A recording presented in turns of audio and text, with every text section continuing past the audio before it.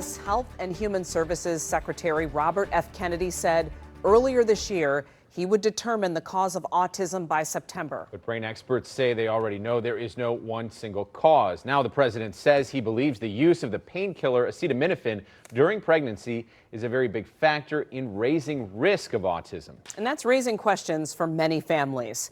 Our chief health editor, Dr. Nandi, is here to help sort it all out. And Doc, what does the research say about acetaminophen, which is Tylenol's active ingredient, and autism? Yeah, a lot of questions out there. So there's some earlier studies that suggested when a possible link between autism and acetaminophen, the active ingredient in Tylenol. In an August review by Mount Sinai and Harvard researchers this year found a possible link. They recommended caution using only the lowest effective dose for the shortest time during pregnancy and while under medical supervision. But here's the thing, the studies in this review were small and did not prove cause and effect. Now, larger, stronger studies, including one that looked at more than 2 million children, have found no connection between Tylenol use and pregnancy and autism. Now, science has shown that autism is mostly rooted in genetics, right? Scientists have found hundreds of genes that play a role, and this can be passed down even if parents don't show signs, or mutations can happen as the baby's brain develops and cells divide and make mistakes. Genes set the stage, and environment and biology also play important roles.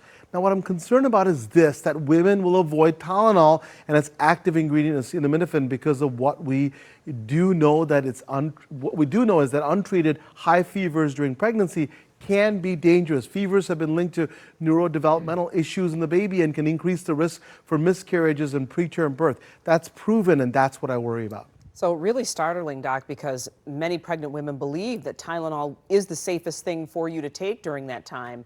What about other pain relievers that parents should know about? And there's something about leucovorin, right? It's a medication. It's an active form of folic acid. Doctors usually prescribe it to counteract chemotherapy side effects or treat folate deficiency. A few studies have tested leucovorin in children with autism, and it's shown some promise. Some children actually show better speech and communications, but it's not a cure, and it doesn't help everyone. It may work in certain subtypes of autism, but not across the whole spectrum linked to more than 100 genes. So we need much more research. Now, your question about pain relievers, right? The bigger risk comes if women turn to alternatives like ibuprofen or aspirin. These can actually cause serious problems that are proven for the baby. They've been linked to kidney and heart problems, and they're especially risky in the third trimester. So here's the thing, it's important not to let fever or pain go untreated.